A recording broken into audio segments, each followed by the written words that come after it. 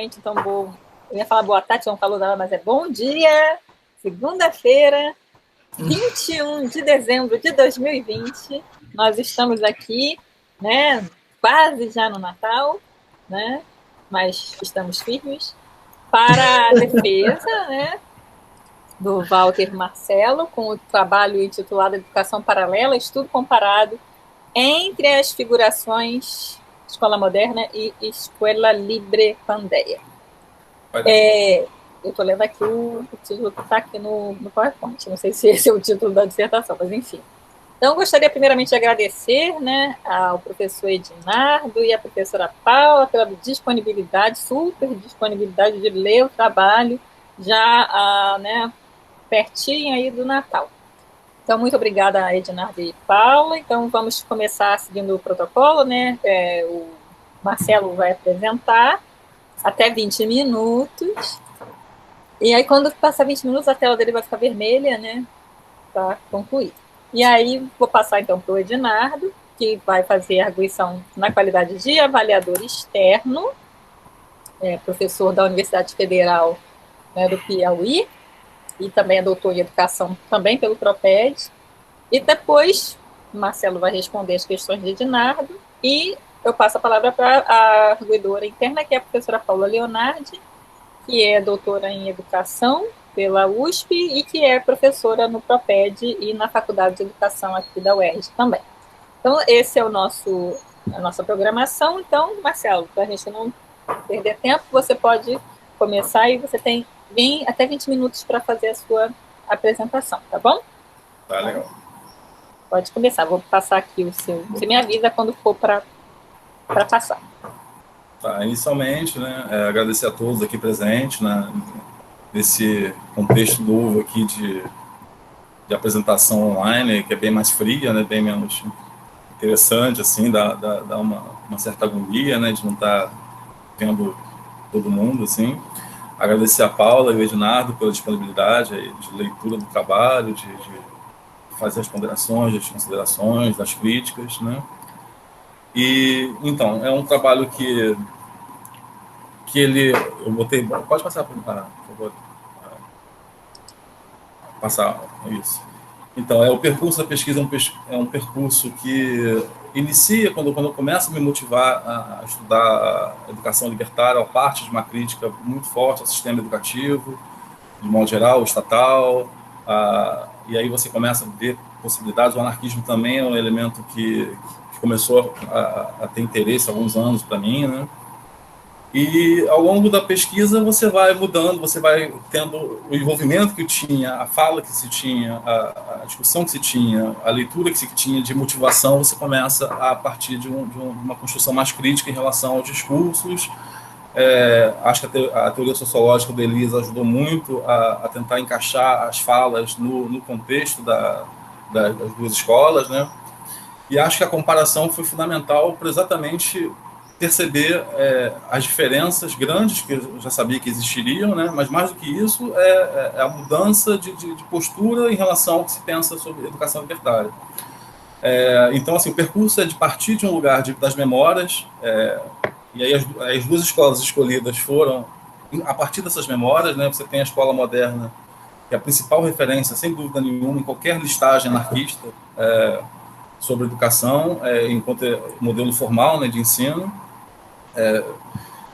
Quase todos os trabalhos acadêmicos perpassam pela escola moderna, então, assim, não tinha como não chegar a ela inicialmente, né, e virou a referência. Inicialmente eu tinha até vontade de fazer uma comparação sincrônica com a escola aqui moderna de São Paulo, mas aí as fontes eram bem mais escassas, né. E aí surgiu a possibilidade da Paideia, que é a única escola que talvez, com certeza, assim, lá mesmo, visitei a escola, né, que se autodenomina libertária, não só libertária, mas pautada na ética da anarquia, né. Então, aí, a partir disso, essa comparação foi rica, né, essa comparação, ela tirou um pouco os meus sentimentos também, ela ajudou a me desenvolver um pouco, estar menos envolvido em relação às emoções que o tempo suscita para mim, né? e aí, a partir de críticas e percepções de mudanças, e de um exemplo clássico para mim é assim, como é que a paideia perde o engajamento do discurso político, muito mais ligado o discurso político ligado, por exemplo, ao combate das desigualdades. Isso some na paideia praticamente. Né? Ele fala lá que é contra a exploração, mas não é um discurso tão presente mais. Né? Então, a partir da leitura, da comparação, que eu consegui perceber, por exemplo, esse elemento. Né? E aí eu fui jogando na dissertação com essa percepção do que aparecia ali com uma dimensão mais forte, mais presente, o que sumia, o que se mantinha, por exemplo, na outra escola. Tá? Então,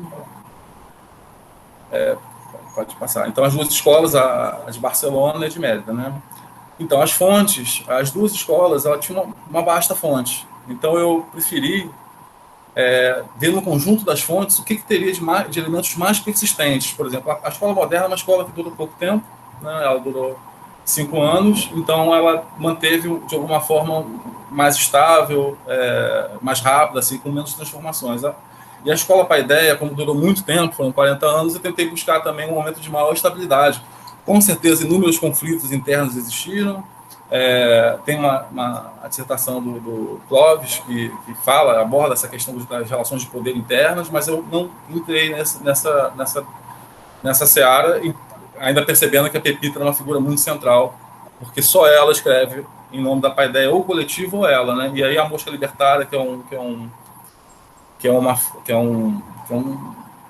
um texto que é publicado a partir dos acampamentos que a Paideia faz, ela tem aí os alunos, os visitantes, os participantes também escrevendo a partir da escola.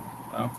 Então, as fontes, assim, aparentemente são muitas, né? A escola moderna tem muito material em relação aos manuais, mas são manuais muito técnicos, a maioria são técnicos, e eu tentei buscar ali o que tinha na introdução, o que tinha elementos mais internos, né, sobre a percepção, a autopercepção da escola, e assim vai. Podemos passar. Bom, então aí o estudo, né, como eu já falei, a comparação das duas experiências formais que constam na memória anarquista, no partido das duas escolas como escolas anarquistas, né, e tentando fugir um pouco da tipologia dessas escolas, assim, a autogestão, né, o anti-autoritarismo, toda a tipologia que normalmente são colocadas, né, para a escola anarquista. Eu tentei pensar que eram duas escolas mais ou menos engajadas na transformação social, mas que não necessariamente corresponderiam a essa tipologia anarquista.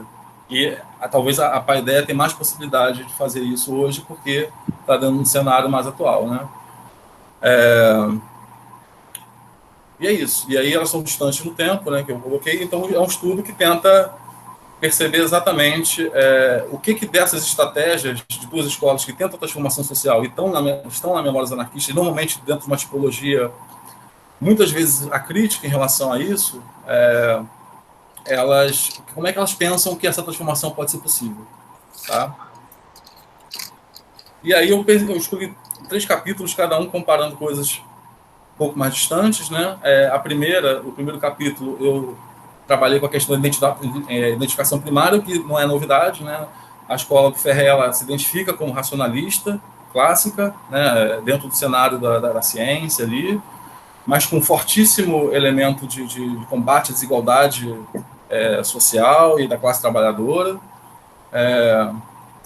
E a Paideia isso se perde bastante, né? A identificação dela primária é a escola livre, mas muito pautada na questão já da anarquia ao longo do tempo. No iníciozinho ela começou a se pautar na ética da anarquia, e ela saiu dominando dessa forma.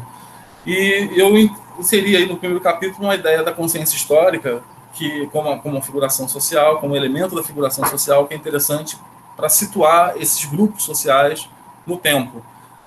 2 grupos que tem uma consciência fortemente crítica, né, social crítica, e aí esse passado fica muito negativado, né, em tudo, assim, e para pensar também como é que a consciência histórica é um elemento bem importante para a orientação desse grupo, né, a identificação desse grupo no mundo, né. O segundo, eu pensei como essas escolas trabalham a crítica em relação ao Estado, como é que eles constroem a questão da organização do tempo e espaço escolar para a consecução dos seus objetivos educacionais, né? E o terceiro capítulo, eu pensei fugiu também um pouco de uma ideia de senso comum, tentei fugir disso, né? Da educação libertária como algo sem coerção, livre e tudo mais, e pensar que elementos eles possibilitaram altos controles, o que eles enfatizavam mais em relação a esse controle, como é que eles incutiam um discurso de possibilidades ou não possibilidades, o que se deve mudar, o que se não deve mudar. Tinham muito mais elementos já pensados, né, ao longo, mas eu acabei escolhendo os mais bateram, né, ao longo de todas as fontes. Tá? Bom, e aí como eu já falei, a questão da comparação é a questão de dar relevo. A partir do momento que uma enfatiza muito um elemento e outra não, você consegue destacar mais ou menos esses elementos mais específicos da escola. Bom, ali. Isso. Então, dentro do primeiro capítulo, né, são uma coisa que às vezes é menos falada, assim, são dois momentos muito emblemáticos, né, das duas escolas, que elas surgem em manifestações amplas de debate sobre educação, né, no início do século XX e na década de 70, na Espanha. Inclusive, vários estudos sobre a escola moderna surgem na década de 70, na Espanha. A própria Paideia surge desse movimento de escolas que queriam muito mais a questão da democracia, da autogestão, né? Então, isso é um elemento em comum nos contextos históricos, né? As duas com uma crítica muito, muito potente em relação à sociedade, querendo uma transformação radical de tudo, negando completamente qualquer tipo de possibilidade de escola estatal ser algo positivo, ou escola particular com um viés industrial, como falava Ferrer, ou viés mercantilista, como fala a Paideia, né? Só que uma pensa muito na questão da classe trabalhadora, a exploração da classe trabalhadora, e a outra muito mais pautada na questão do individualismo do nosso tempo. É nítido essa mudança, que é a maior que se tem, para mim, entre as duas, é a interiorização dessa transformação social, que o Ferrer luta contra, ele joga a luta contra o exterior, contra o elemento exterior, para o combate ao mundo externo, enquanto a Paideia ela tenta exatamente possibilitar esse autocontrole, a não violência, o autodomínio como elemento, tanto que ela se fecha nela, ela proíbe cursos exteriores, as pessoas têm que viver ali mais ou menos numa microanarquia durante aqueles vários anos de educação, né? A questão racionalista e anarquista, e as duas com um viés crítico. A única, aí a partir da ideia do Hilsen, né, as duas com a consciência histórica crítica, porque elas negam completamente, elas partem de uma crítica muito, muito aguda em relação a toda a história da educação, tudo que se veio da educação, elas se consideram como algo novo, né? Depois, com o tempo, ao longo do tempo, a Paideia relativizou um pouco mais isso e colocou também outras escolas que tiveram um movimento de escolas livres, com várias metodologias próximas, e ela tenta se distinguir também disso, tentando, aí, pela questão da identificação com a anarquia, ser diferente das outras. Ela fala, de alguma forma, que as outras não talvez contribuam mais para a fomentação das desigualdades sociais, do que propriamente combatem, e a importância de uma percepção política, né, uma finalidade política da anarquia. E o único momento que principalmente Pepita faz uma análise um pouco mais, que a gente pode falar de genérica, né, genética, é quando ela faz uma crítica ao anarquismo, a questão da violência, a questão da postura mais combativa, que ela fala que essa guerra tem que ser interiorizada para os indivíduos, né? Então, é o único momento que ela, não em relação às escolas, às instituições escolares, mas em relação à própria anarquia, que ela faz essa crítica em algum momento, ou em vários momentos. Tá? Bom, podemos passar. Então, em relação ao espaço-tempo, né, a questão da organização, a gente tem uma escola moderna que inicia ainda no momento que ela está mais tentando ir na mesma direção das novas determinações, do higienismo, que é muito forte, do período, tentando cumprir as recomendações. As matérias, de modo geral, elas são muito próximas das matérias que estavam surgindo com força, entrando nas escolas estatais, com exceção, claro, do ensino religioso, né? A coeducação dos sexos também era um elemento que era mais novidade para o período, mas ainda assim não era inédito, né? Como ele mesmo, o Ferrer, tentava colocar na sua propaganda. E ela praticamente, a própria ideia dos trabalhos externos, que foi muito propalado, muito defendidos na escola moderna, eles também eram recomendações higienistas também de tentar tornar ali o terreno menos insalubre, né? Uma educação ali com mais possibilidades de ar fresco, etc. e tal. E a paideia, que ela já parte de uma leitura que o século XX todo trouxe, de leitura muito crítica à homogeneização da escola, e ela rompe completamente, tanto que ela, até hoje, não é mais uma pretensão dela, ela ter algum tipo de regulamentação estatal, né? Então, ela praticamente ela tem uma organização diária bem forte, assim como a escola moderna tinha, de horário de atividade doméstica, de trabalho individual, em trabalhos de oficinas, mas ela não tem nenhum tipo de direcionamento externo por ser autogestionada de fato, né? Então a paideia consegue, de alguma forma, romper bastante com a organização do espaço-tempo, que ela é crítica, e a moderna, até pelo contexto da sua efetividade, ela não tem tanto, não consegue nem fazer essa leitura tão forte, né? O capítulo 2 teve mais esse tom da autogestão que na escola moderna, se a gente pensar a autogestão enquanto todo mundo tendo poder decisório dentro do espaço escolar, ela não apresenta isso para mim de nenhuma forma. Ali, pode passar. Então, e na última, a questão da economia das emoções, né? Eu tentei colocar um pouco socialmente falando, a questão do combate religioso, da superstição, que era muito forte do racionalismo, por um lado, o combate ao individualismo sendo um elemento forte na paideia, né? Coisa que não aparece no individualismo, por exemplo, na escola moderna.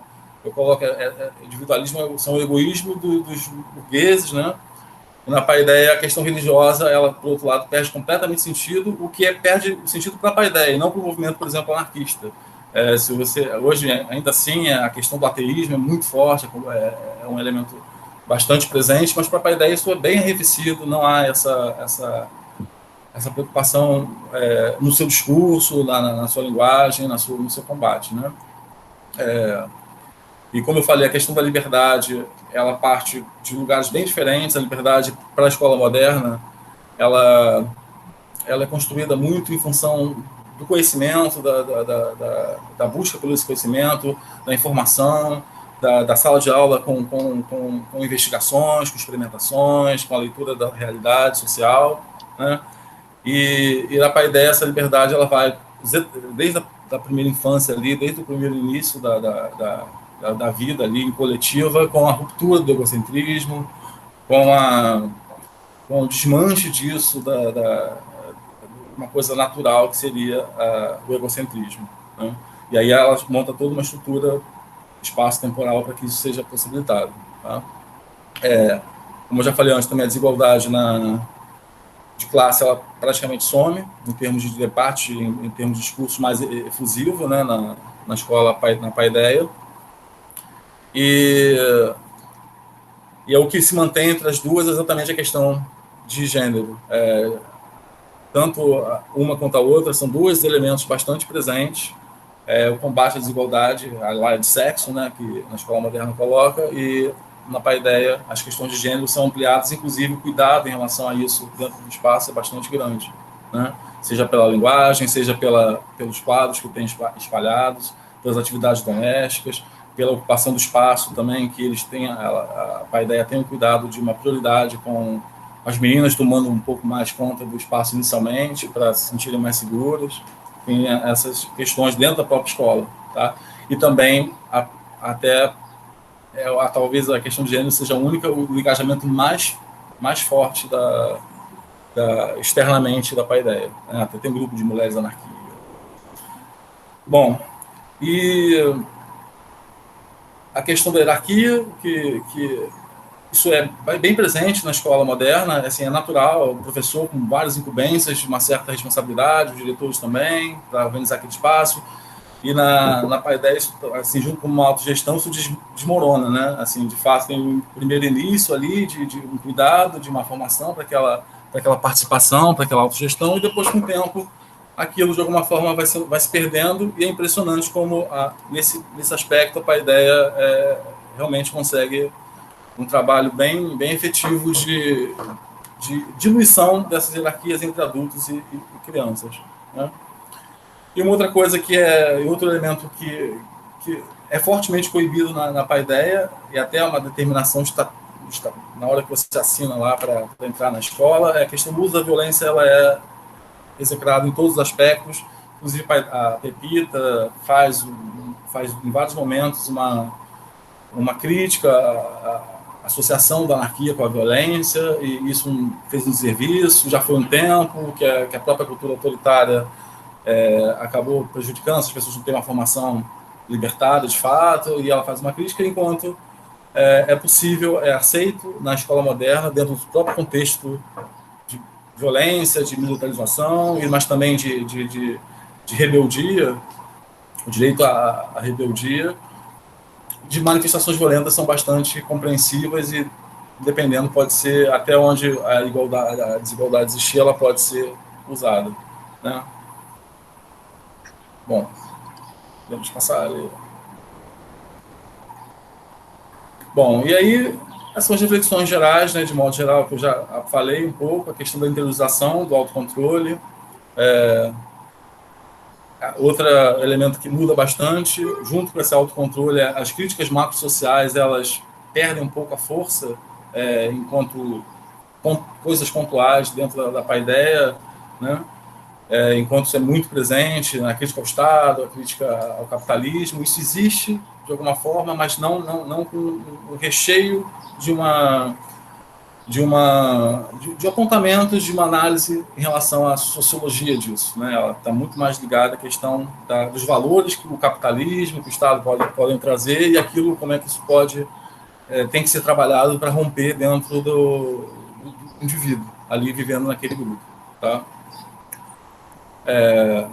Já falei também da questão da desigualdade entre sexos, que é mantido, é ampliado, ali há um momento de ruptura, é inovador, sim, mas na Paideia isso é muito central, a questão da desigualdade de gênero.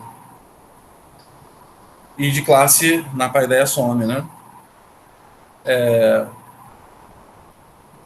Enfim, e aí, para terminar, assim, a questão das duas escolas sendo de transformações de busca de transformações bastante amplas, elas têm uma consciência de utopia, né, de alguma forma, sabem que aquilo que elas pretendem, seja o racionalismo da forma que Ferrer queria, seja o combate ao individualismo, ao mundo mais coletivista que a Paideia defende, elas não seriam possíveis dentro da própria história de vidas desses sujeitos, dos sujeitos que estavam lá, e seria um processo a longo prazo que devem ter imitadores, ou como a Paideia pensa, vive-se a utopia no tempo presente. Tá? Eu tentei falar o mais rápido possível, né? É muita coisa, eu sei, e aí agora eu vou esperar aí para tentar responder as perguntas de vocês. Sim, você conseguiu cumprir direitinho o tempo. Então, agora, obrigada, Marcelo. Agora, então, eu passo a palavra para o professor Edinardo Monte para a arguição. Edinardo, precisa só ligar o seu microfone, que o seu microfone está desligado. Agora sim. Então, vou zerar meu cronômetro para começar de novo. Meu Deus, você tem cronômetro. Isso aí é muita vontade de sair de 2020, mas vamos lá. Não, é para cumprir o tempo, porque Às vezes a gente começa a falar, né, vai falando, e quando vê, já extrapolou muito tempo. Então, para o meu controle aqui. Primeiro, bom dia a todas e todos, é um prazer estar com vocês, né? Agradeço, Alexandre, o convite para mais uma banca no Proped, ao Marcelo também pela confiança de compartilhar aí a sua leitura, o seu texto para essa reflexão, e reencontrar a Paula, mesmo que virtualmente, né? A gente sente falta aí dos eventos, né? De tudo de legal que a gente faz junto aí, né? Então, sinto muita saudade de vocês, de Alexandra, de Paula, de estar na UERJ, esse lugar tão democrático e popular que é a UERJ, e no Proped, que tem faz parte da construção da minha identidade, né? Intelectual, assim, o Proped. Então, muito bom estar com vocês, mesmo que virtualmente. Participar de uma banca sempre é uma deferência, né? Então, agradeço o convite. Marcelo, o seu trabalho, acho assim, está de parabéns pelo trabalho que você conseguiu realizar nesses tempos complicados que nós vivemos, né, de pandemia, e a gente vê que é um trabalho de muito fôlego, né, de um investimento que não é só do doutorado, até por conta da sua formação também na área de história, né, o que traz uma característica para o trabalho. O trabalho tem uma identidade, e com um tema que eu penso que na história da educação ele é relevante até para criar certos contrastes com o que a gente tem produzido, certo? Então, eu acho que esse é o grande barato do seu trabalho em relação à história da educação. É o contraste que você traz. Fugindo até de alguns autores clássicos, né? Não sei, no Propédia o povo é um pouco mais liberto disso, mas nos programas em educação que a gente tem passado e visto, e nas linhas de história da educação, geralmente tem alguns autores que são clássicos para pensar as instituições educativas, né? No nosso programa aqui isso é muito forte. Esses autores, e aí, ao mesmo tempo que às vezes eu sentia falta desses autores, eu gostava disso. Isso me fazia gostar do texto, justamente para pensar de outro lugar, um outro ponto de vista, né? E até porque essas escolas também, digamos, a minha expectativa era que ela fugisse um pouco, né, desses autores, que tratam da cultura escolar, né, que trata, né, esses trechos clássicos que a gente tem aí sobre a história das instituições. Então, isso é legal. O texto também, eu vou fazer um elogio, que depois eu vou voltar um pouquinho atrás para fazer alguns comentários, algumas reflexões que o trabalho me gerou. Acho o início dele bastante autoral, né? A gente vê você no trabalho. No entanto, às vezes eu sinto falta de você falar mais da sua relação com o tema. Eu senti a falta disso na introdução. Mas o texto é bastante autoral. E você, quando traz os autores que você mobiliza, né, os pensamentos, os conceitos que você mobiliza, você faz isso de maneira muito autoral, e aí eu acho que nisso você demonstra um domínio grande da temática e como avança com os conceitos que você traz. Então, eu acho que isso até é um mérito para uma dissertação. né, em relação a uma dissertação, isso é um mérito, porque você não está dissertando sobre, você não está só citando aqueles autores, você já traz contribuições no seu trabalho. Tanto é que eu pensei que eu fosse ler as dissertações, já tem mais ou menos as expectativas que a gente espera para fazer a leitura de uma dissertação e as expectativas que a gente tem para a leitura de uma tese. E tinha horas assim, que eu fui com a expectativa de uma dissertação e eu encontrava alguns aspectos de uma tese, né, em relação a isso, em alguns momentos, né?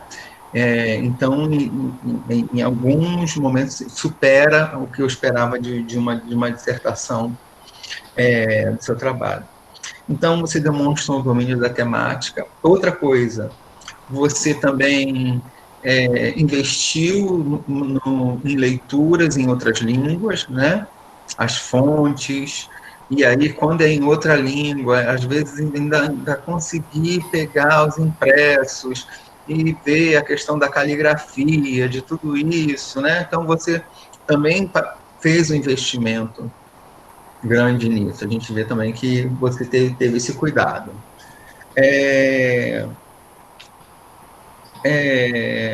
E o seu trabalho até me ajudou a pensar um pouco sobre assim, eu acho que traz também uma contribuição para a história da educação no geral, como traz, por exemplo, na minha área, que é a história da educação musical. Eu trabalho com Lorenzo Fernandes, né, que eu venho pesquisando, que é de uma família de anarquistas que vieram para o Brasil, né? O que me faz pensar algumas coisas que eu vou te perguntar no final, né? E eu gosto muito quando Nova fala de criar um saudável ceticismo, sabe? Que a gente precisa fazer história da educação para criar um saudável ceticismo. E você traz o seguinte, um trabalho, né, na página 17, especificamente em relação à educação, percebemos que inúmeras das orientações da vanguarda pedagógica da atualidade tocam em elementos que com facilidade poderiam ser identificados pelos libertários, como a autonomia, o respeito pelas individualidades e participação dos estudantes no espaço escolar, sobre a participação cidadã e como protagonistas de suas próprias vidas, né? A gente vai ver que são alguns princípios que são que a gente vê se repetindo e algumas pessoas apontam isso talvez como algo novo, algo que não é tão novo, que já vem sendo discutido, que outros grupos já pensavam, ou então, além de pensarem sobre isso, valorizavam essas questões, né? Então, nesse sentido, o seu trabalho também é uma contribuição nessa perspectiva de criar um saudável ceticismo para quem não conhece esse universo que você está pesquisando. Gosto também da maneira que você trabalha com as perguntas, você faz boas perguntas no decorrer do trabalho, e às vezes no trabalho as perguntas, elas são até mais importantes que as respostas, né, que eu acho que num processo de formação a gente precisa mais aprender a fazer perguntas, né, a gente questionar as coisas que vêm, você faz isso muito bem. Gosto também de você trazer não só a memória escrita, né, pela cultura escrita, mas também traz produções audiovisuais, o que é importante também nesse processo que você fez. Você faz uma vasta revisão de literatura, apresenta uma vasta revisão de literatura, que eu acho que poderia ser mais econômica até na introdução, que torna aquela primeira parte um pouco... Porque acaba assim, é um elogio, porque você mostra o que você leu, mas nem tudo que está ali você mobilizou no decorrer do trabalho. Então, eu não sei se você poderia poupar o seu leitor de todas aquelas leituras ali no início, que meio que... né, quando eu chegar lá mais para frente, na parte que eu vou fazer as críticas, assim, algumas críticas ao trabalho, eu vou tratar disso. Também além dessa vasta literatura, o seu trabalho ele é importante ser pensado ao tratar do franquismo, né? Nós estamos vivendo o Brasil que a gente precisa tratar dessas questões, e essas questões são importantes, né, para ver se a gente consegue iluminar, trazer mais reflexões para as pessoas, para esse momento que o Brasil vive, né, para a realidade que a gente vive. A questão, você trata, eu acho muito bacana, você tratar sobre a questão dos sentimentos de desigualdades, né? Eu acho que é uma coisa que pode até aparecer antes no texto, você trazer isso desde a introdução, né? A questão do maltrato com as mulheres, tal. Então, assim, penso, como eu já falei desde o início, penso que o seu trabalho cumpre com os requisitos de uma dissertação. Mas a gente sempre tem, né, quando é presencial, né, as bancas são presenciais, é bom que a gente pode pegar um avião, a gente se fazer uma cortina do silêncio e volta para pensar sobre o trabalho, fazer algumas reflexões, né? Nesse momento a gente vive o isolamento que permite criar essa cortina para a gente pensar, mas, por outro lado, a gente não tem contato com as pessoas, né? Então, dentro desse contexto, algumas coisas me vieram em relação ao seu trabalho. Uma é uma questão básica, que você vai ter que rever seu trabalho do início ao fim, as normas da BNT. Né? Por mais que sejam questões anárquicas, a gente tem as normas que a gente precisa seguir. E aí, isso precisa ser visto do início ao fim do trabalho. Eu sei que nós temos, nessa história não anárquica, a dona Capes, que fica dando ordem na gente em relação a tempo, em relação a prazos, né? Aí acaba que a gente, às vezes, não passa por isso, mas a questão da BNT no trabalho está muito forte. Tem muitas questões que precisam ser vistas de capa da primeira à última página. Né? Isso é uma coisa que você tem que tomar cuidado. O resumo, por exemplo, no resumo, praticamente você traz o objetivo de uma maneira muito leve, que nem dá para identificar essas instituições, de que período elas são. Eu não percebo o recorte temporal no resumo. As fontes, uns referenciais, pelo menos os básicos, os conceitos básicos do trabalho, o resultado, né? Ali alguma consideração final do trabalho. Então, praticamente, você apresenta os problemas no seu resumo. Aí vou me remeter à BNT. A BNT, quando fala de resumo, ela fala o que é indispensável no resumo. Né? E, apesar de não ter a situação, o problema da pesquisa no resumo, eu acho importante ter o problema, o que você traz no seu trabalho. Mas não caracteriza o resumo. Então, eu acho que você vai ter que ver as palavras-chave também, né? Como a gente tem feito alguns livros aí, aqui, né? A gente tem realizado alguns livros até que pela editora da universidade. Às vezes eu vou lá com as meninas que trabalham fazem aquelas fichas catalográficas, e comecei a discutir sobre as palavras-chave, porque eu pensava diferente. Aí elas me deram algumas explicaçõezinhas que eu tento agora seguir, porque isso ajuda o trabalho a ser encontrado. Né? Então, eu acho que algumas questões precisam ficar mais claras nas palavras-chave. Eu não sei se cabe, de repente, também história comparada. Né? Aí você tem que pensar com a Alexandra, né, vocês que são historiadores, pensar se vale botar, o que botar, em que ordem colocar, sempre colocar do mais amplo até chegar, por exemplo, ao nome dessas instituições, né?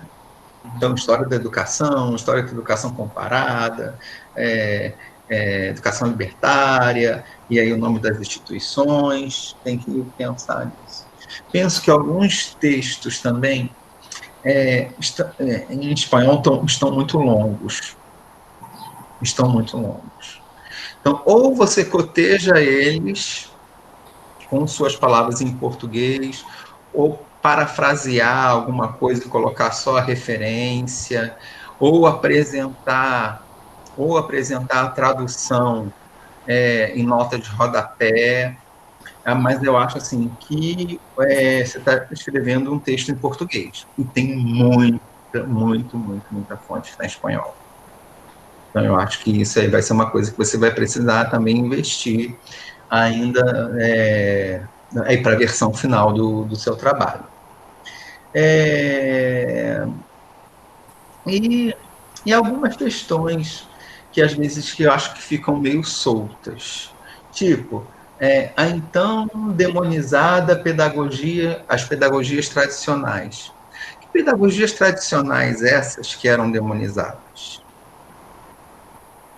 Né? Eu fiquei pensando nisso, porque quando você vai falar... Engraçado, que quando você vai falar dos documentos que você encontrou, a maioria dos documentos, dos manuais, eram manuais super técnicos. Né? Então, o que é tradicional? O que essas escolas, elas não tinham também essas... o que elas traziam dessas pedagogias demonizadas? Né? Outra questão que vale, uma coisa que você usa no decorrer do texto, é o termo dar voz. Sabe, eu acho que hoje em dia a gente tem uma reflexão que não é dar voz, a gente escuta. A gente tem uma escuta atenta, uma escuta analítica, porque essas pessoas têm as suas vozes. A voz é dela, a voz é dela. Né? Quando eu estou cantando, ouço uma cantora, eu não estou dando voz à cantora, eu estou ouvindo a cantora.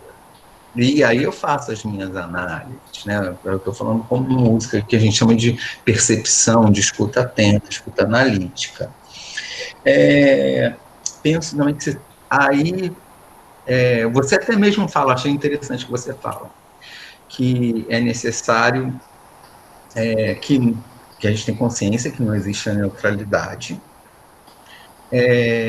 que é difícil, mas que é preciso criar essa distância entre sujeito e objeto, que é impossível a gente negar as nossas ideologias, mas alguns adjetivos no decorrer do trabalho precisam ser revistos.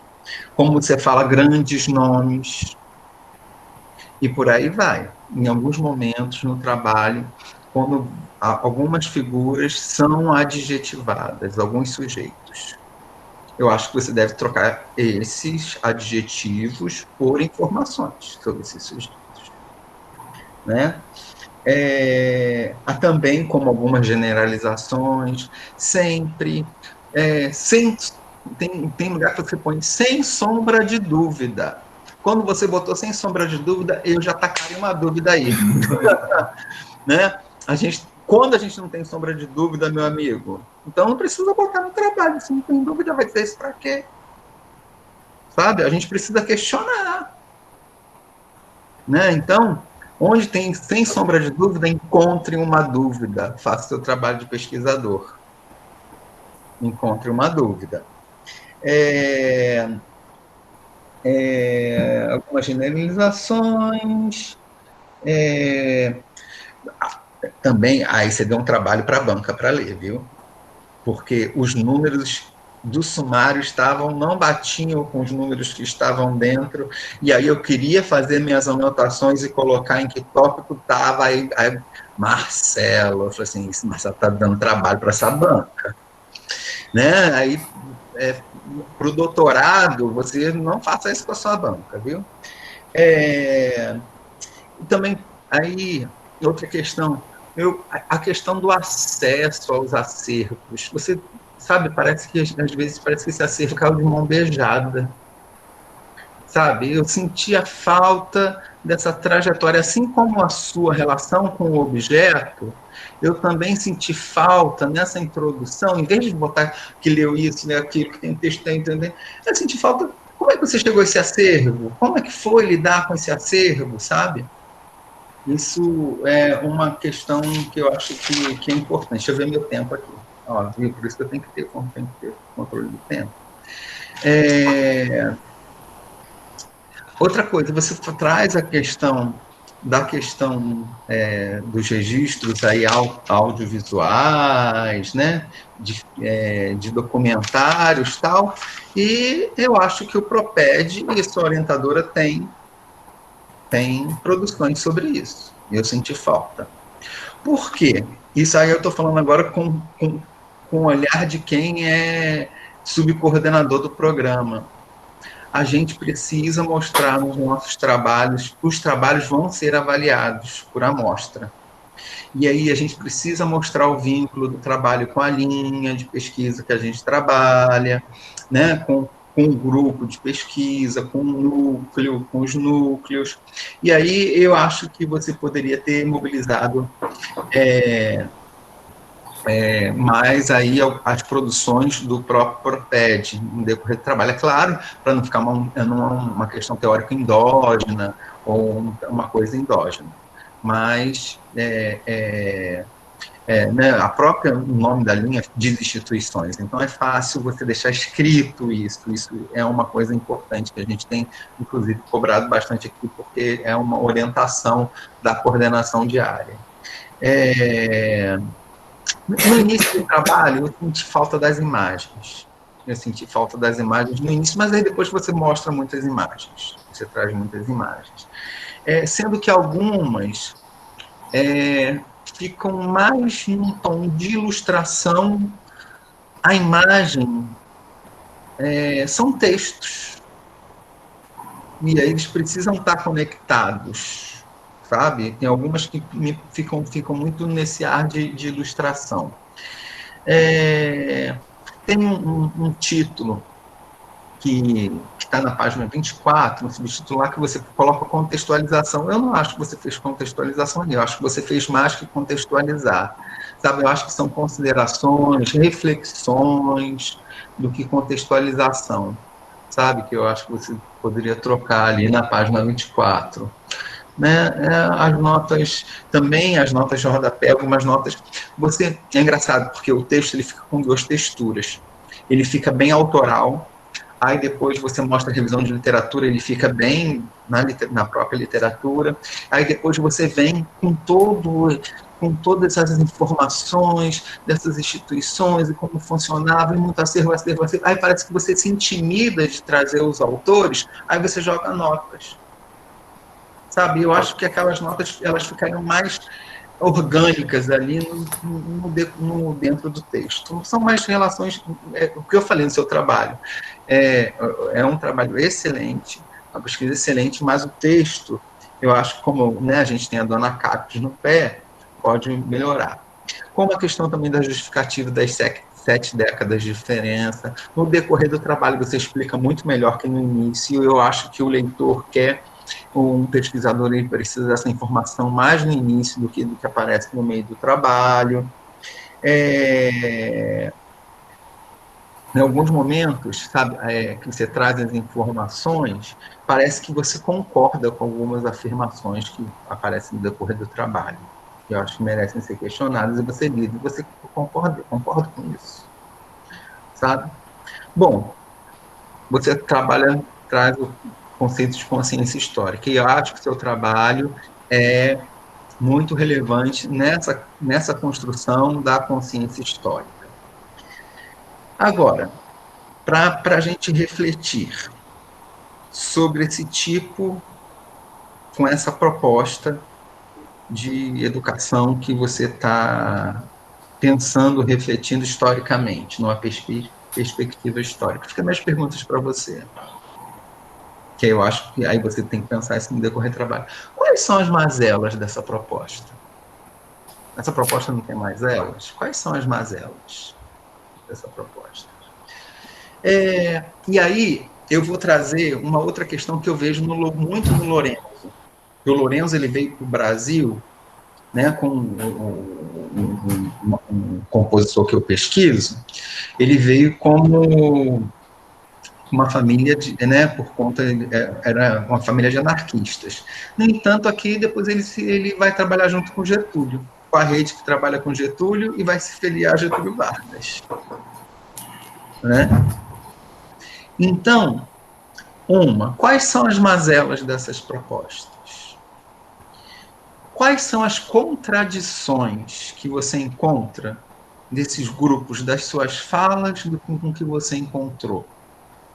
Eu acho que é importante pensar sobre isso, sobre essas contradições, as mazelas. E a terceira pergunta: o que você pretende fazer com a sua pesquisa a partir de agora? Fazer com a sua pesquisa, né? Então, cumprir mais ou menos o tempo aqui, senão a sua orientadora vai falar que eu falei muito tempo. Mas, essas são as minhas questões que eu deixo aí para o final. Obrigada, Ednardo. Acho que foi super objetivo e bastante generosa a sua leitura. Eu acho que então você coloca 3 questões, né? Pelo que eu entendi aí ao final, viu, Marcelo? Então, focar nas 3 questões que ele traz como questões assim mesmo de fundo, né? Essas 3 últimas que ele coloca agora, sem falar na questão da necessidade de revisão e tudo mais, né? Mas é isso. Então pode responder ao professor Ednardo. Bom, obrigado, Ednardo. A questão da BNT, eu sei que é um defeito meu, assim, grande, eu vou escrevendo. Acho que o anarquista é até mais ordeiro do que eu, assim, em termos de escrita. Essa irregularidade do texto também eu percebo na minha... Aí de momentos, de dias, eu percebo isso, não tem uma linearidade. Essa é uma característica que eu tenho plena consciência da minha dificuldade, né? Em relação às perguntas que foram feitas, a questão das contradições, das mazelas, o que vai fazer a pesquisa.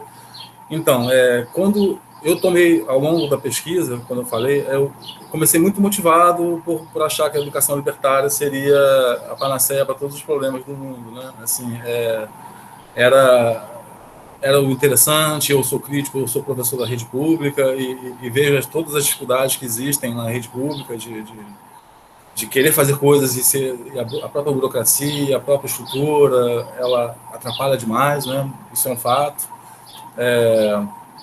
E aí, você... Assim, ao longo da educação libertária, foi muito ao longo do tempo, os autores, como Maurício Trachtenberg, sempre um ponto de contraste mesmo em relação a uma leitura mais ampla da educação, né? Entre outros, mas assim, a educação libertária sempre teve esse ponto.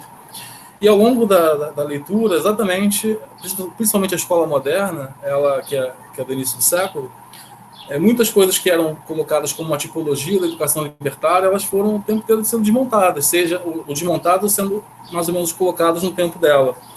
Por exemplo, a questão da mulher, que eu acho que é bem interessante, a questão da mulher sendo o elemento do progresso. Então, tem as suas dificuldades. O curso de costura para a mulher, especificamente para a mulher, então ele consegue romper com algumas coisas, ele ao mesmo tempo não consegue romper com outras. A autogestão, que é um elemento fulcral para a educação libertária, para a anarquia, não aparece na escola moderna. Então, várias coisas foram, ao longo do tempo, da própria leitura, talvez não deva perceber tão claramente no texto, mas são críticas o tempo inteiro à própria escola, à própria educação libertária ali. E mesmo a Paideia, que ela se fecha muito nela, ela é interessante que ela não tem uma crítica social aguda, ela não tem uma leitura sociológica do mundo, né? A Paideia, ela se fecha no mundo dela, na psicologia, muito psicológica. Ela pensa, até mesmo quando ela sai da escola hoje, ela sai para um acampamento que as pessoas vão aprender com ela aquilo que ela quer apresentar para o mundo, e se fecha. Ela proíbe pessoas de participar de qualquer tipo de educação que não seja a Paideia. Então, são as contradições que ao mesmo tempo, estão no mundo, são contrapontos para a gente pensar e requerer, né? E tá aí, eu acho que são escolas pouquíssimo conhecidas, né, de modo geral, para a história da educação, a escola moderna até mais, um pouco. A ideia, ela não tem nem na Espanha tantos trabalhos sobre ela, né? É uma escola que tem 40 anos de existência, muita coisa, já é uma escola bem sólida. Eu fui na escola, conheci a escola, vivenciei a escola, um pouquinho, ainda que breve. Muitas coisas eu tive percepções, mas não pude colocar porque seria, acho que, leviano por não viver tanto tempo naquele espaço, né? Então, acho que isso foi, de alguma forma, colocado ali, né? E o que, quando eu pensei muito nesse trabalho, eu tinha ideia de fazer uma escola libertária, não tenho dúvida disso. O início de tudo assim, uma questão prática, a questão direta, de pensar uma educação libertária. Então, eu vou pensar o que foi feito ao longo da história com isso. Gosto de coisas da escola da moderna, por exemplo. Eu gosto muito da leitura do mundo, do engajamento, da leitura social, da crítica mais aguda em relação às desigualdades. Isso é muito bacana na escola moderna, que some na Paideia bastante, assim, ela é muito focada nela mesma, mas adoro a estrutura da Paideia. A Paideia é excepcional, o que ela faz ali em termos de eu lembro que eu tomei vários tapas na cara quando eu estive lá, até coloquei um texto ali que eu vou, a questão do nosso condicionamento a lidar com os adultos, toda hora eu era chamado a atenção de alguma forma, porque eu podia conversar com os estudantes, com os menores, né, para resolver questões que eles estavam coordenando trabalhos. Eu lembro que a primeira vez que eu consegui conversar na escola com os adultos foi na hora do almoço.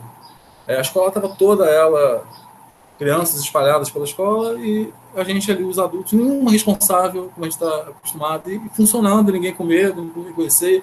É algo inimaginável, assim, é chocante, assim, né? Por outro lado, sujeitos bem passivos, enfim, tem o seu lado bom, o seu lado ruim, tem as suas contradições, sem dúvida nenhuma, tem a sua contradição no próprio mundo que a gente vive, né, de como é que você vai criar um espaço libertário, né, muitas vezes, e num mundo que não é libertário, está longe disso, é um mundo autoritário, é um mundo... Mas, por outro lado, as leituras a crítica muito aguda das duas escolas, elas me fizeram bastante valorizar também o que a gente faz enquanto instituições públicas, as escolas, as culturas escolares específicas, o quanto também não é tudo generalizado como é colocado pelas escolas, que as escolas formam sujeitos, as escolas estatais formam sujeitos egoístas, isso, aquilo, ela taxa para uma autodefesa, para uma identificação própria, ela coloca de uma forma muito dura, né? As duas escolas colocam dogmatismo de um lado e egoísmo do outro. E, cara, a gente faz coisas bem legais também, né? No espaço público, até em escolas particulares, e eu acho que essa leitura foi me dando um pouco de um sentimento de que nem tudo, nem mar, nem a terra, nem vilões, nem heróis. Eu acho que esse trabalho trouxe para mim, enquanto reflexão pessoal, isso melhor do que no início. Assim. Hoje eu tenho uma leitura mais crítica dessas escolas, né? Eu acho que até o trabalho ele transpareceu isso de alguma forma, né? E é isso. O que eu vou fazer com isso? Eu acho que o primeiro ponto foi essa reflexão, vai que eu queira criar uma escola, ou mesmo mudar posturas em relação a onde eu trabalho, enfim. E até pensar mesmo, uma coisa que para mim era inimaginável, elementos que possam se aproximar, como eu até coloquei no início, né, elementos que possam se imaginar de uma prática mais libertária dentro de outros espaços que não são tão libertários, ou posturas. Eu fico pensando, imagina, na norma da BNT eu já sou rebelde com isso. Imagina um diário de classe na escola, né? Eu sempre fui dessa forma na escola, então faço, não cumpro determinados programas de provas, etc. e tal, faço da forma da avaliação que eu considero a mais legítima, tem uma outra relação com os alunos, enfim, faço, eu dentro do mesmo espaço, eu faço, né? E aí até a crítica da cultura escolar, quando tenta homogeneizar tudo, de falar da escola somente como lugar de doutrinação, de controle, isso é um elemento também, mas também tem vários mecanismos de transformação, assim como a própria escola libertária, as duas, nesse caso, as duas escolas que estão nessas memórias, elas em nenhum momento elas se colocam como não coercitivas. Assim, é interessante que são escolas que falam da manipulação, assim, tem que educar, tem que criar ali um instrumental para que essas crianças não sejam somente reféns do mundo que a gente quer combater, né? Então, são duas escolas que também fogem, quando a gente faz uma leitura, do senso comum em relação ao que seria anarquia, né? Anarquia é ordem, anarquia é intenção, é construção também, né? E para os anarquistas isso é até bem presente, assim, né? Mas para o senso comum, a anarquia parte sempre de um lugar de desconstrução primeiro, para depois a gente falar um pouco sobre a ideia de mundo, né? Então, sempre parte de um lugar já conhecido socialmente, né? O lugar da bagunça, da desordem, do faz o que quer, da violência também, é muito associado, os próprios anarquistas associam isso, né? Sempre tem uma bandeira anarquista no meio de uma igreja queimando, até hoje, né? No Chile há pouco tempo teve lá, sempre tem. Então, são essas reflexões que eu tenho, né? Pelas questões que você colocou, e acho que as contradições estão o tempo inteiro sendo colocadas presentes na nossa prática, na prática das escolas, o tempo inteiro ela está sendo colocada. Essa questão que você colocou do trabalhar com Getúlio Vargas sendo anarquista, o tempo inteiro eu me coloco também como alguém muito simpatizante, muito ligado a isso, está em escolas públicas e está trabalhando em escolas públicas, mesmo que não seja com Getúlio, né? Eu tive cargos de funções dentro da Secretaria de Educação, enfim. Mas está no mundo pensando nos ideais libertários, ele não tem como fugir das contradições do tempo inteiro, né? Não sei se eu respondo a sua pergunta. Aí em relação... Oi? Não, pode continuar. Não, aí em relação aos outros itens, assim, realmente, a questão, principalmente do espanhol que você colocou, eu achei chato vários momentos, mas eu não conseguia não colocar ali em espanhol e pensei talvez em traduzir tudo, é uma possibilidade, né? Traduzir. É um elemento que me incomodou também, e também a questão da revisão bibliográfica, que eu tinha uma ideia inicial de fazer uma crítica maior à revisão bibliográfica, mas acabei não fazendo, né?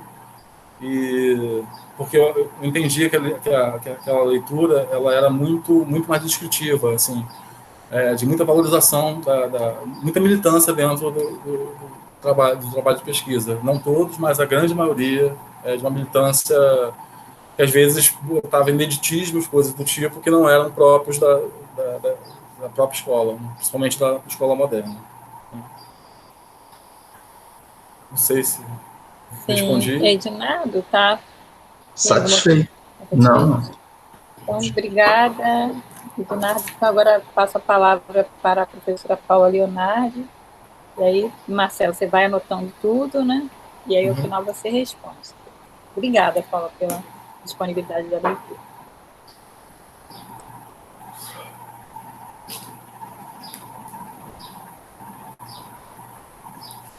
Só precisa ligar o seu microfone, Paula. A Paula está congelada aqui para mim. Pronto. Agora estou ouvindo. Tá. Voltou aí, Marcelo? Sim. Eu estou escutando. Escutando eu estou. Então, gente, eu que agradeço o convite, acho que repetindo aí o que o Edinardo pontuou, é sempre uma deferência, um convite para uma banca, então é uma honra estar numa banca, e numa banca com um trabalho como esse do Walter Marcelo. Eu já parabenizo de saída o Marcelo pelo trabalho e a sua orientadora, Alexandra, pelo belo trabalho que vocês desenvolveram. Então, de antemão, já digo que de minha parte esse trabalho está aprovado, e é muito bom poder ler um trabalho como esse num momento de pandemia, né?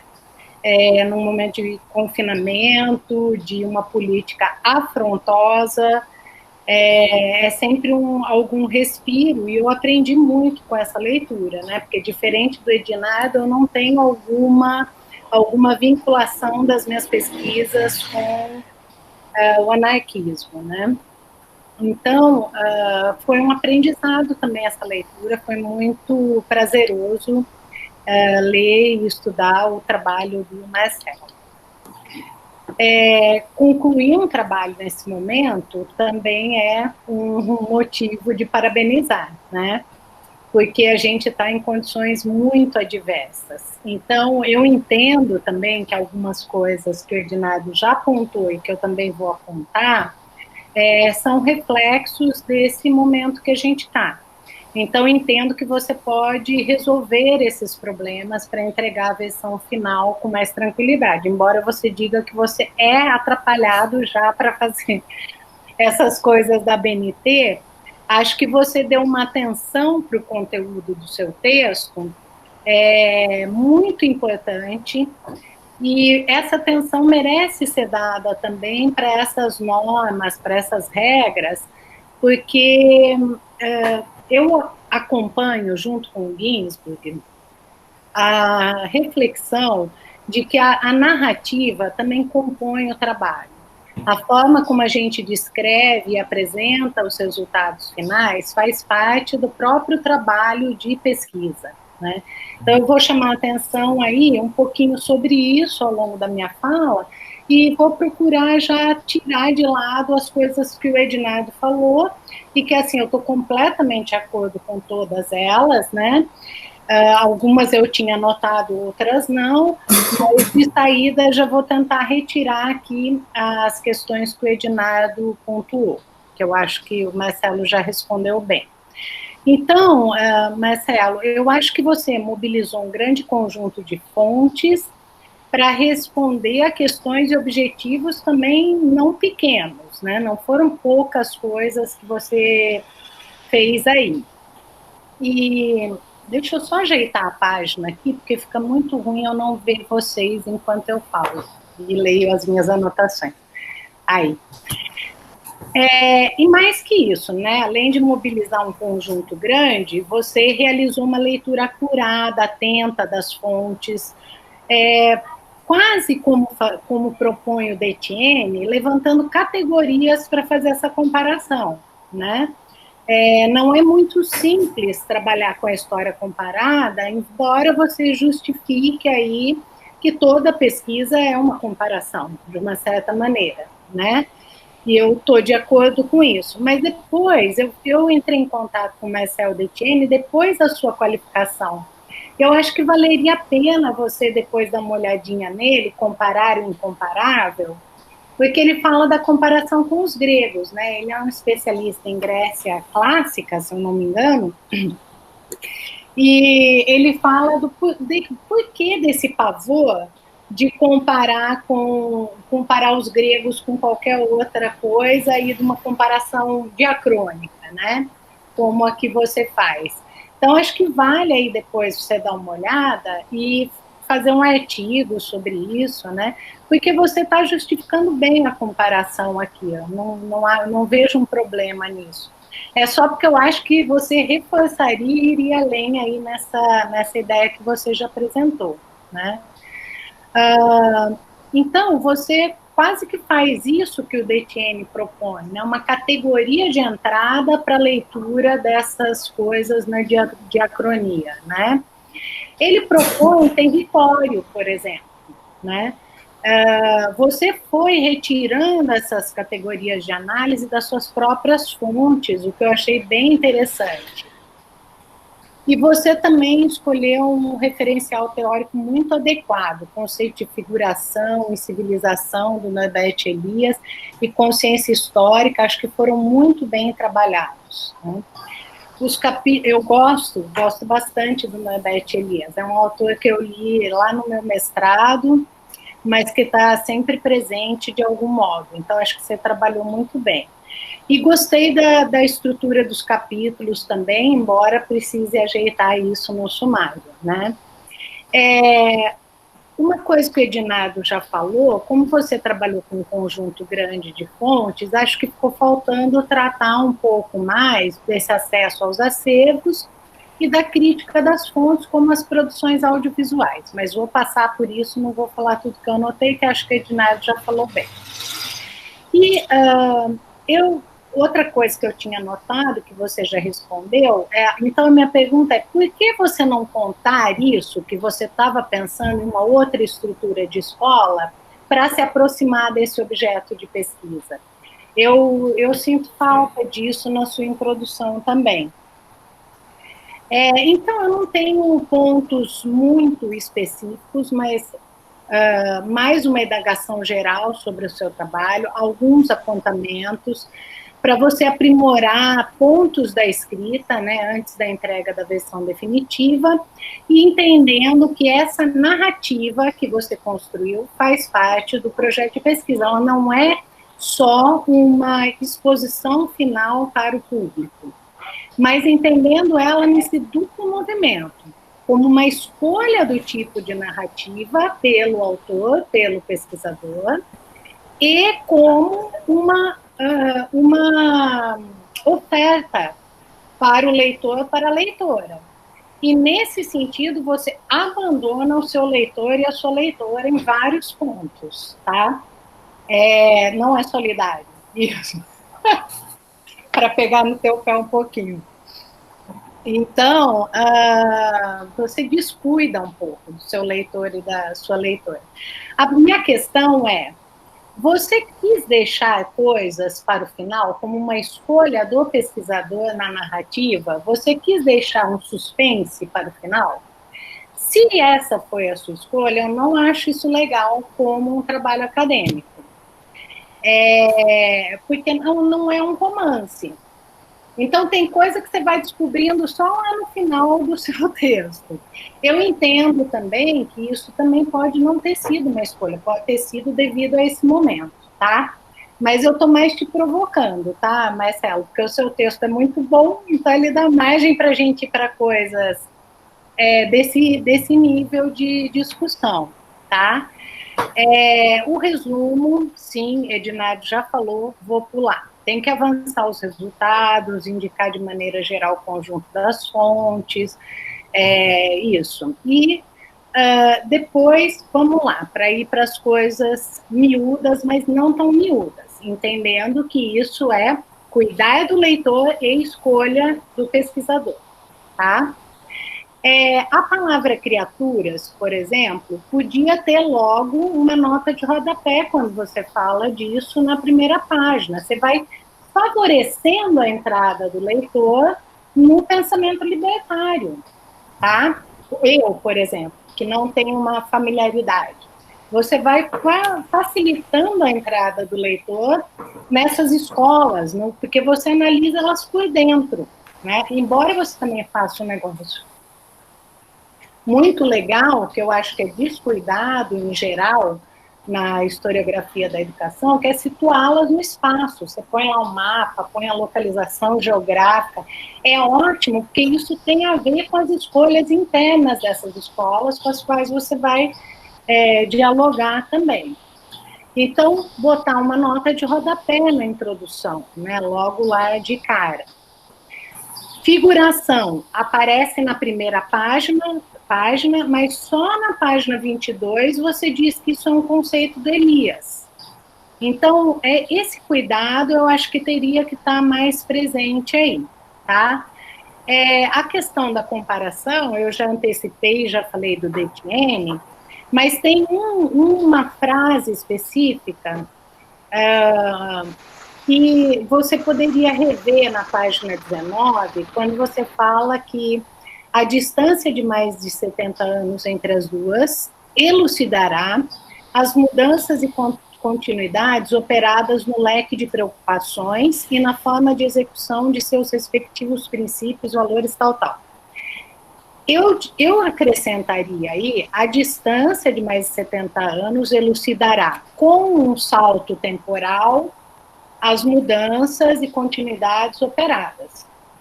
E acrescentaria, a partir do Detienne, Para que serve a comparação? Para iluminar reciprocamente os casos, né? Então, o que iluminou reciprocamente de cada uma aí para você? E o que iluminou para você se colocar mais aí? Você se coloca muito no texto, o texto é autoral, como a Edinardo já pontuou. Mas você dizendo no começo do texto que você começou a se aproximar desse objeto com essa ideia, no fim, você pode recuperar isso. O que iluminou reciprocamente para você? E aí eu já vou dar um salto aqui em tudo que eu anotei e já vou lá para a conclusão. Você fala da educação paralela, título do seu trabalho, na introdução, mas não recupera ela na conclusão.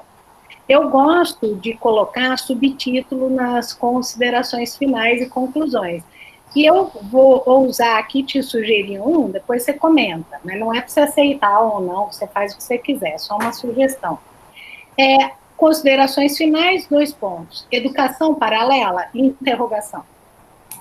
Porque aí você já me respondeu um pouco ao fazer as respostas para o Edinardo, que você matizou muita coisa desse seu encantamento, né?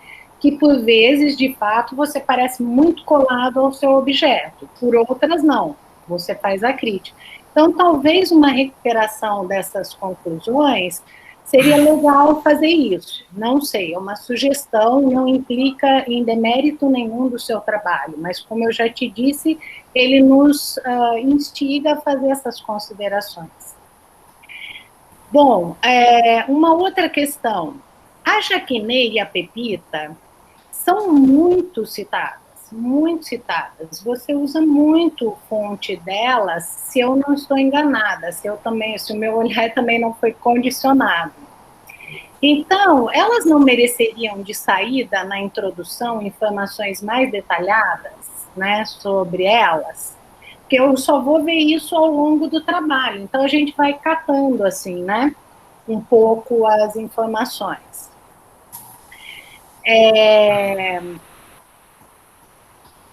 Quanto às citações, ele traz uma grande dificuldade para o leitor, né? Ora elas são apresentadas em nota de rodapé, ora estão no corpo do texto, o autor entre parênteses. A figuração eu já falei. Outra questão é quanto ao gênero, aos artigos a e o. Eu acho que foi uma escolha sua junto com a paideia, mas eu só vou descobrir isso no final do texto, porque é um embaralhamento, é até legal, porque é impactante para mim, leitora, ver o A quando o gênero deveria ser masculino. Eu não sei se isso foi uma escolha sua, mas tem várias trocas ao longo do texto. Precisa fazer uma revisão também dos S's, das concordâncias, isso você pode fazer facilmente depois, porque isso é a coisa que a gente faz por último. E com os atropelos que essa situação nos causou, eu também enviei defesas de orientandos meus para a banca sem isso. Tá? Então, entendo que também esse é o que acontece. Uma questão aí que eu não sei se me passou, Marcelo, como os estudantes da paideia dão sequência a seus estudos depois? Escola livre na França, ela tem uma legislação específica. Eu não sei se isso também me passou. Como é que é a escola livre na Espanha? Há uma legislação estadual para isso? Como é que é isso? Não sei, isso pode ter me passado, tá? Porque também, considerando que a gente também está sobrecarregado, mas aí você me responde. Bom, e por fim, né, as conclusões, já falei dessa ideia aí de talvez um subtítulo.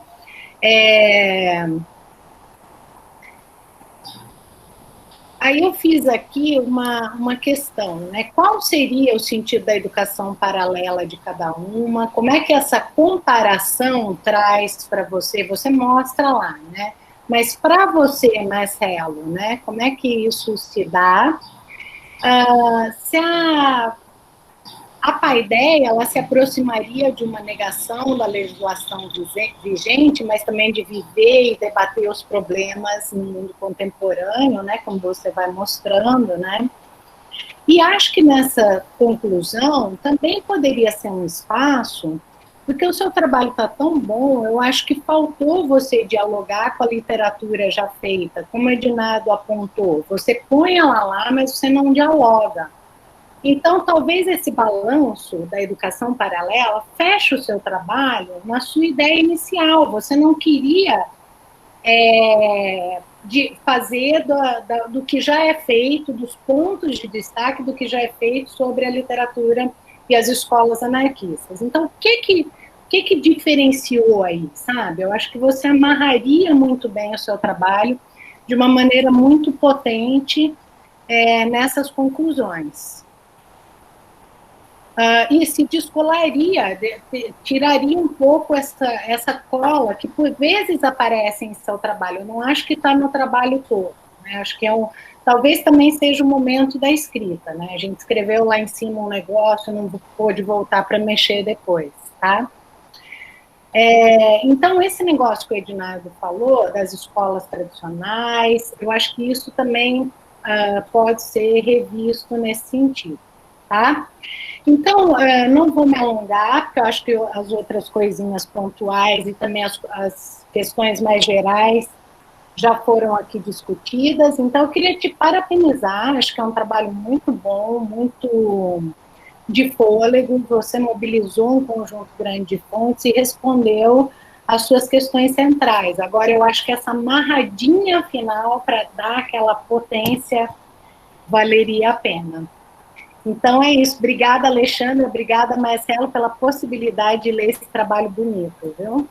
Obrigada. Vou fechar o microfone aqui, porque aqui às vezes é um barulho da rua infernal. Ainda tem aquele cachorro. Obrigada, Paula, então, pela generosidade também da leitura, né? Ela também participou da qualificação, então contribuiu bastante com esse trabalho. E, Marcelo, aí temos algumas questões, né, para você responder. Sim, vamos lá, então. Vou tentar aqui.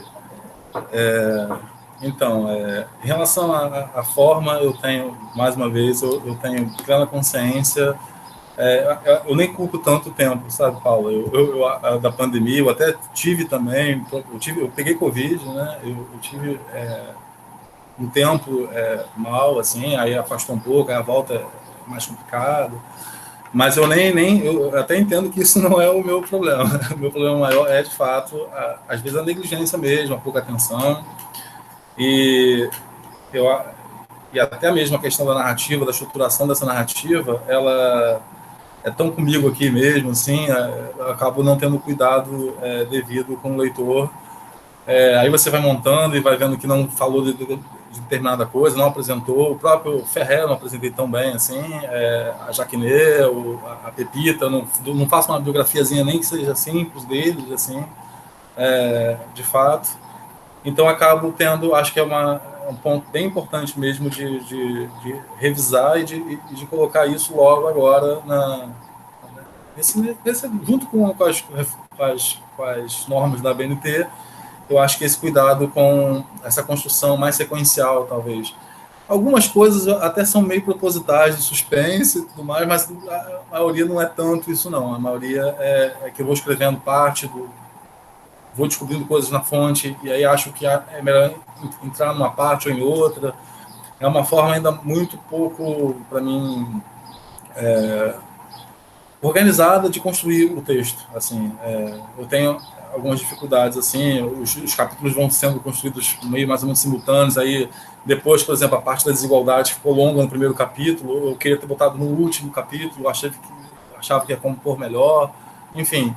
E aí eu acho que com uma revisão agora, eu acho que é um elemento fundamental de melhorar mesmo o texto e facilitar a vida de todo mundo, né? Vocês não tiveram a vida tão fácil, mas podem ajudar a contribuição de vocês a que os próximos sejam mais facilitados.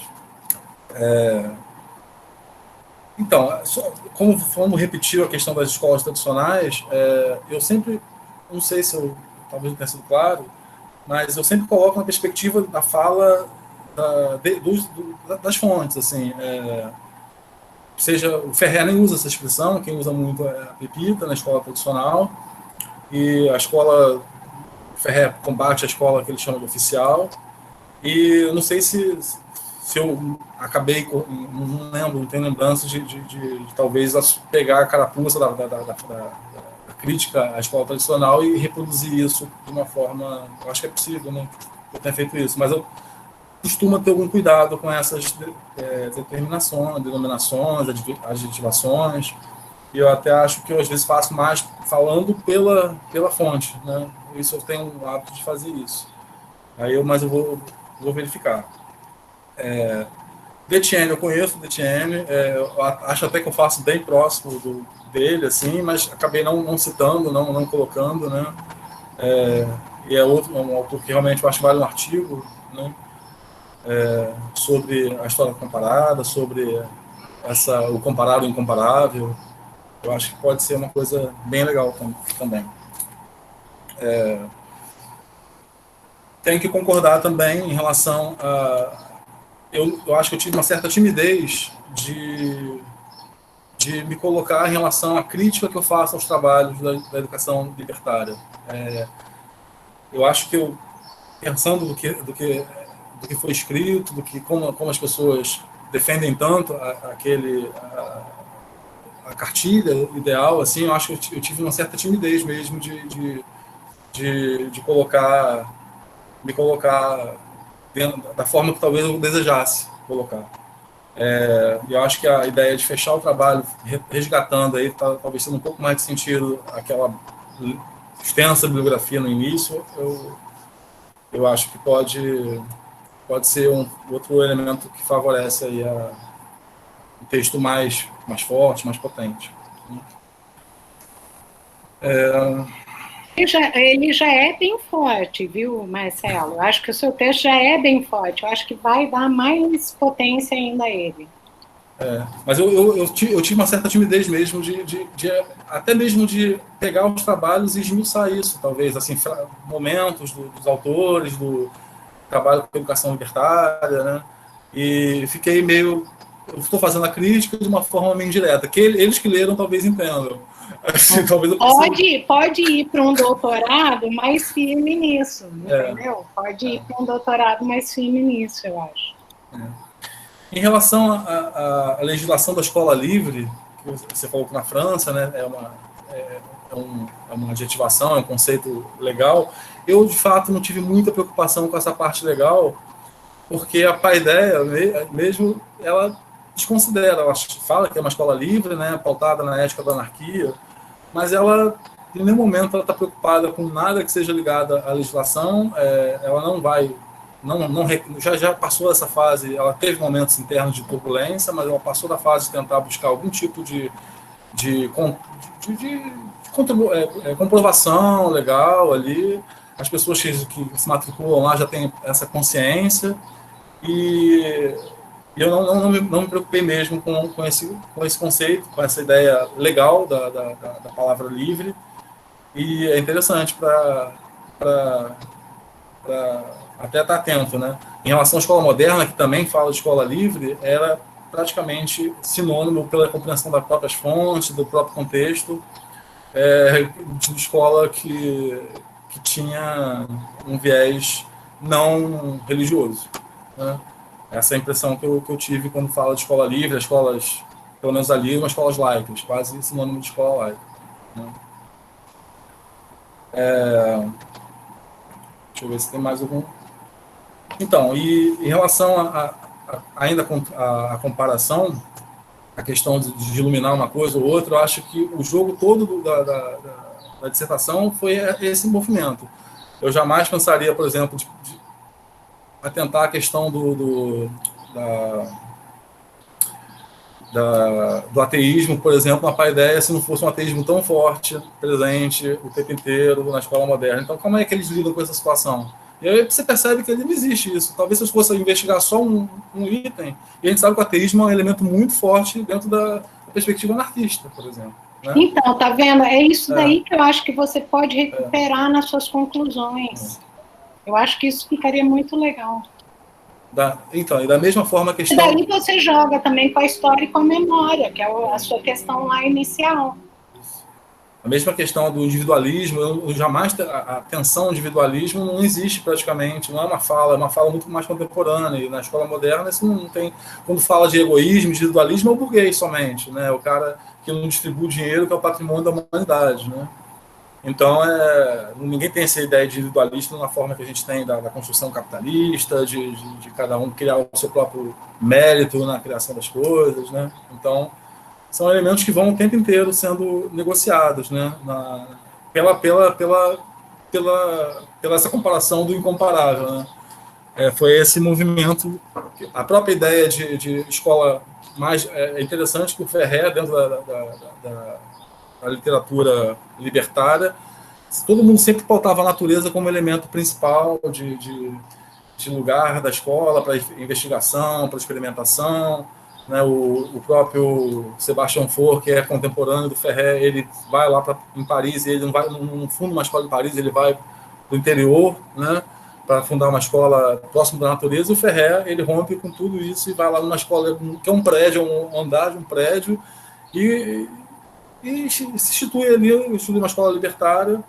Isso, e a ideia faz o contrário, ela sai de um centro de Mérida e vai para o campo, que eles chamam de campo, que é até difícil identificar campo ali, é muito próximo, né? São 3 quilômetros, né? Mas enfim, eles chamam de campo, eu mantive ali uma ideia de campo, contato com a natureza, o espaço. Então esse movimento, eu acho que sim, eu acho que talvez não tenha ficado explicado tão claramente talvez na conclusão, mas no próprio curso do texto, eu acho que deveria ser mais cuidado, sim. Eu acho que toda revisão vai ser muito pautada nesse fortalecimento das críticas que foram colocadas aqui, mas e também nessa construção da narrativa, com mais clareza, com menos atenção às ideias e mais agora o que está feito, como tornar isso um pouco mais interessante, mais claro, mais fácil, né? Como foi colocado para o leitor. Eu acho que essa é a missão de agora. Né? Não sei se tem mais alguma questão que eu não... Não, tá ótimo. Então, obrigada, Paula e Ednardo. Agora nós vamos nos retirar. Eu peço que a banca, né, desligue silencie o áudio e a câmera, para eles não ficarem fazendo a leitura labial, né?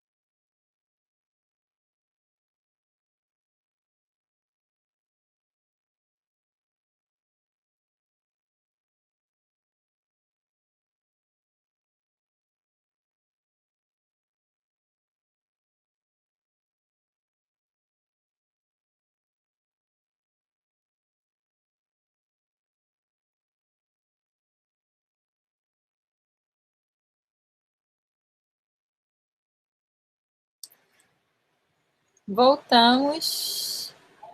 Nossa, vocês ficaram bem comportadinhos? Às vezes, quando a banca sai, fazem uma algazarra. Mas vocês não fizeram algazarra, né? Estão comportadinhos. Estão todos com medo do amigo secreto, só pode. Então, né, voltando agora, né, nós nos reunimos e agora eu vou fazer então a leitura da ata. E aí depois é só a parte mesmo da parte burocrática, né, Marcelo? Após isso eu vou te passar uma declaração que também que você tem que receber como, né, tendo cumprido essa etapa. Então, a ata da reunião de apresentação e defesa oral da dissertação A Educação Paralela, um estudo comparado entre escolas libertárias, de Walter Marcelo de Souza Raimundo, realizada no dia 21 de dezembro de 2020, no curso de mestrado do Programa de Pós-Graduação em Educação da Universidade do Estado do Rio de Janeiro, a UERJ. Aos 21 dias do mês de dezembro de 2020, reuniu-se por videoconferência a comissão examinadora, constituída pelos professores doutores Alexandre Lima da Silva, Ednardo Monteiro Gonzaga do Monte, Paula Leonardi, para julgar a apresentação e a defesa da supracitada dissertação. A defesa dessa dissertação foi gravada e disponibilizada a docentes e discentes da Universidade do Estado do Rio de Janeiro. Atendidas as exigências regulamentares, a comissão examinadora decidiu aprovar, destacando o ineditismo da pesquisa e da abordagem, recomenda a publicação na forma de artigos e divulgação nos eventos da área. Nada mais havendo a tratar, eu, Alexandre Lima da Silva, pela coordenação do programa de educação da UERJ, lá veio a presente ata, que vai por mim datada e assinada, assim como pelos membros da comissão examinadora. Então, os parabéns duplamente por ter concluído e ter defendido a dissertação e pelo aniversário também. Então, hoje é dia de celebrar, Marcelo. Você está aí num dia especial hoje. Você gostaria de falar mais alguma coisa? Parabéns, Marcelo. Agradecer, eu acho que nesse momento de pandemia, certamente é o aniversário mais cheio que eu poderia ter, mais cheio de gente, seria na defesa aqui. Realmente eu não faria uma videoconferência para comemorar meu aniversário. Então, estamos aqui obrigado a todos aí pelos parabéns e obrigado pelas críticas, pelas análises, pela leitura da banca, né? Eu sei que tem bastante trabalho aí até entregar a versão final, pela forma, por tudo que foi colocado e concordando, né? E agradecer aí a todos também que assistiram aqui, né? A essa defesa. Obrigado a todos.